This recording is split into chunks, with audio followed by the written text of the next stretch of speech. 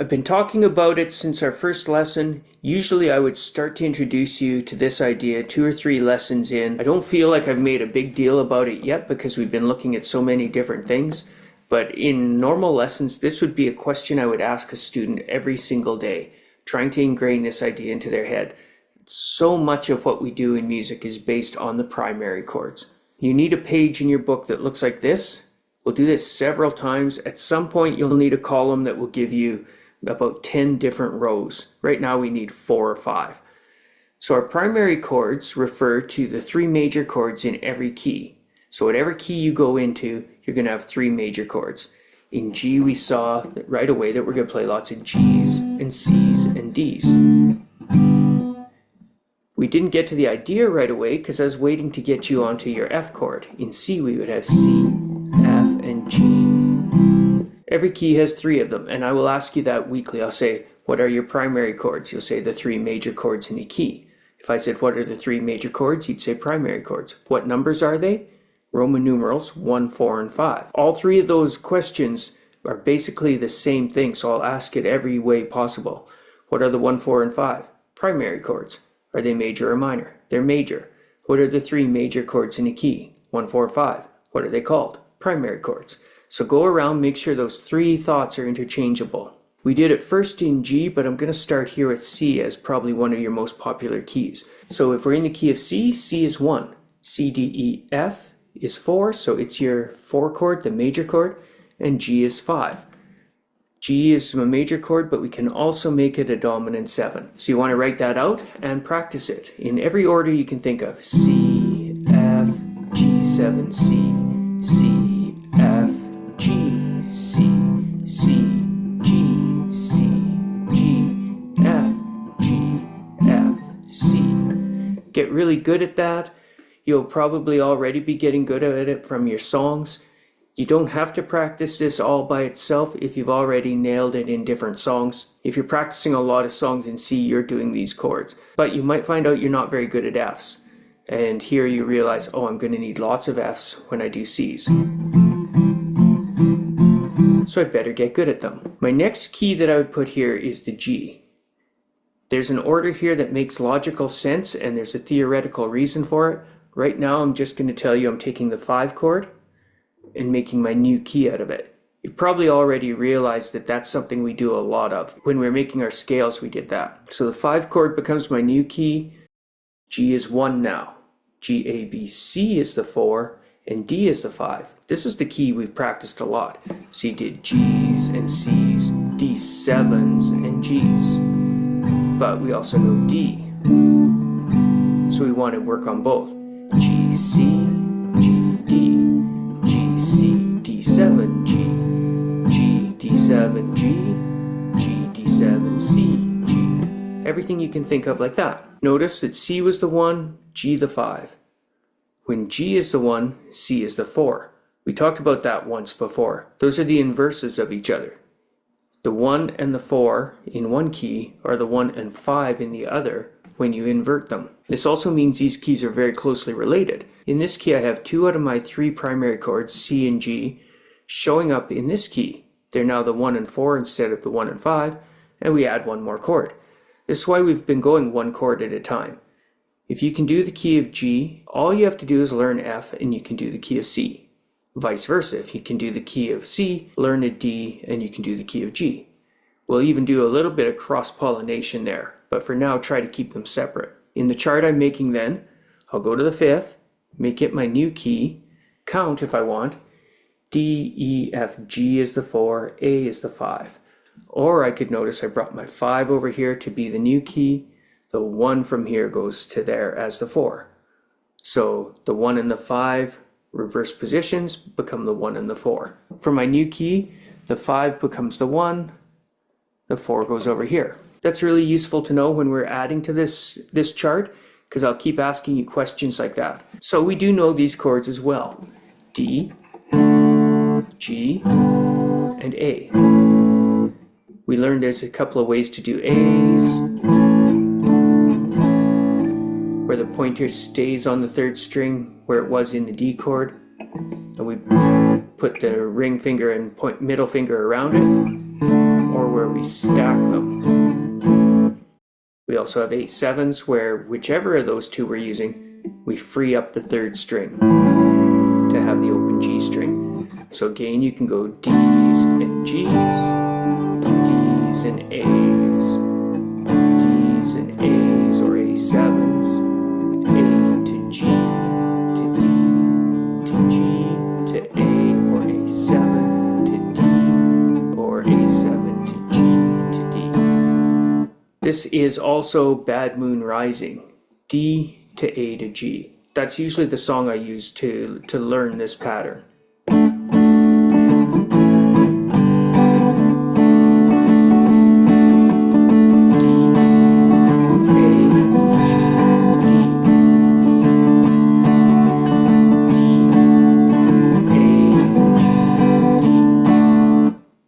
It's nice to have a song for every chord progression you're working on. So if I asked you how to build this other one before I wrote it, usually I'll do this in person. I won't write everything out. I'll ask what's my next key, and hopefully you've caught on that the 5 chord goes into the next key as the 1.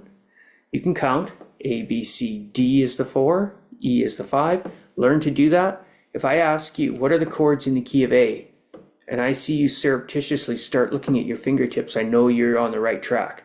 That's my favorite thing, is to see people get their hand out so they can start figuring out the chords. So A is 1, A, B, C, D is 4, E is 5. Or if you're doing this chart, if A came over here to become the 1 chord, D becomes the 4, because 4s and 5s are inverses of each other. You already have this progression. We did this in power chords early on so we could start mapping our guitar and learn power chords.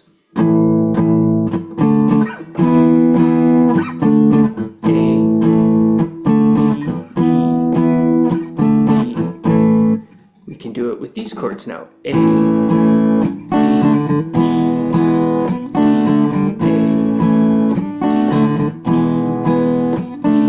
A. You can work on A's to E's, or A's to E7s. E7s lead back to A's. A, D,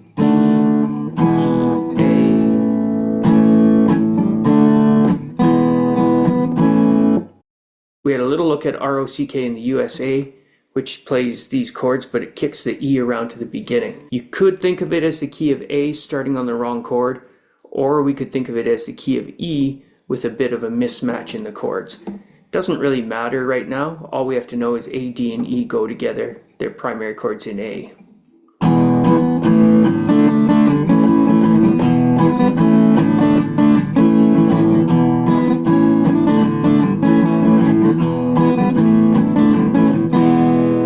So there's starting on the E. So there you see, every time you add one new chord, if you do it in the right order, you get a whole new key.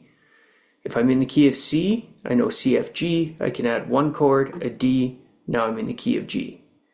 If I go to the key of D, I add one chord, the A, and I've got that key completed. If I go from the key of A, we add one chord, the E, and we've got it completed.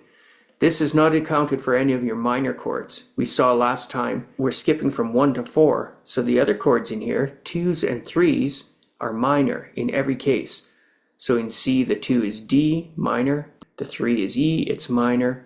In G, after G is A, so that's the 2, A minor, B minor. We haven't learned that yet, we're going to need to. In D, the 2 is E, A, B, C, D, E. So E is minor, F sharp is minor, that's your next chord. That's a good point to make. I said F sharp, the note is F sharp, that's what it is in the key of D, but the chord on that F sharp note is minor. Lots of people will think that's an oxymoron. They think that's a contradiction. There cannot be a sharp and a minor. They think of minors as flats, but they're not. The note that we go to could be an F, an E flat, a C sharp, whatever note we're on in the scale is determined by the whole and half steps. Then where it is in the scale determines the kind of chord we make on top of that note. We make the chord by adding other notes from that key. Primary chord chart is its own page, and you should be building this, memorizing it, practicing across. The next thing we would do to this is add the relative minor. The relative minor is the 6th chord. In our primary chords, we've had a 1. We're not doing the 2 and 3 right now. We do the 4 and 5 because those are your majors. The very next chord you would want to add to most progressions, though, After the 4 and the 5 is the 6. It's numerically chronological, and alphabetically that means we'd have C, F, G. What's next is A. A minor would be in the key of C.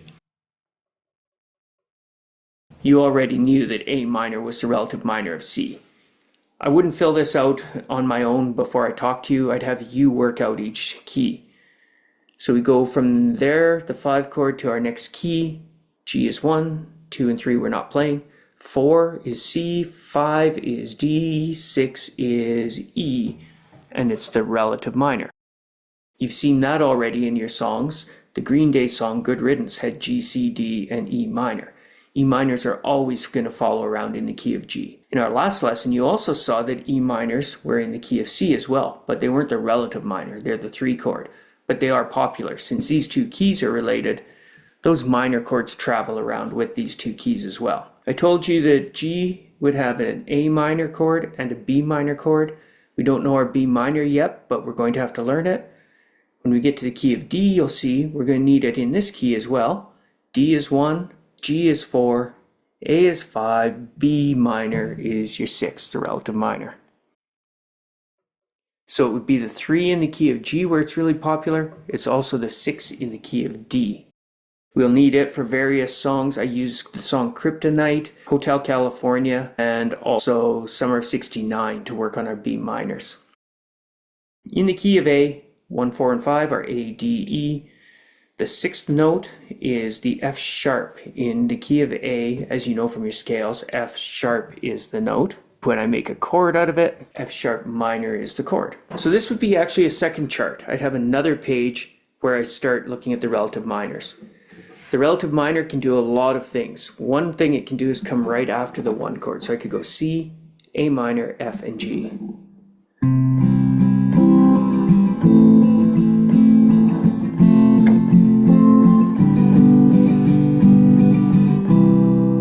That would be the same progression in every key. So if A minor came after C in this one, E minor can come after G in this one.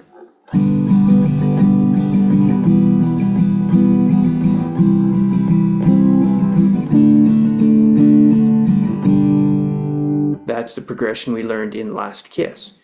In D, we would do the same thing. We could put the B minor after the D.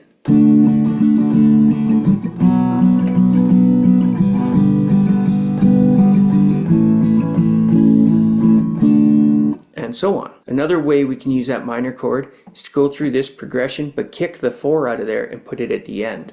So we go C, G, A minor, F. 1, 5, 6, 4.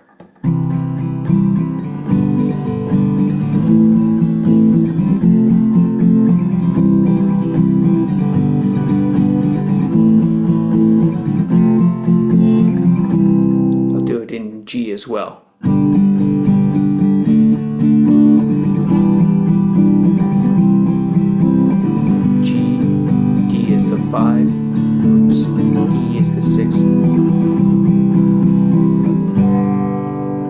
You've probably heard that in power chords.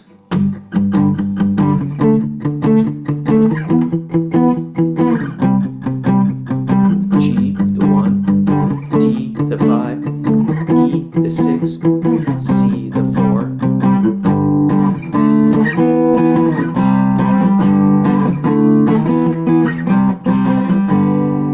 Again, we can do that in every progression. We don't know the B minors and F sharp minors yet though, so leave them out. Just get good at putting in the major chords, knowing that they're primary chords, 1, 4, 5, and where you know them with A minors and E minors, add in the relative minors. You can mix them up any way you like, but do be aware of some of the famous patterns. 1, 6, 4, and 5, or 1, 5, 6, and 4. All right, gonna leave her there. Talk to you later. Bye.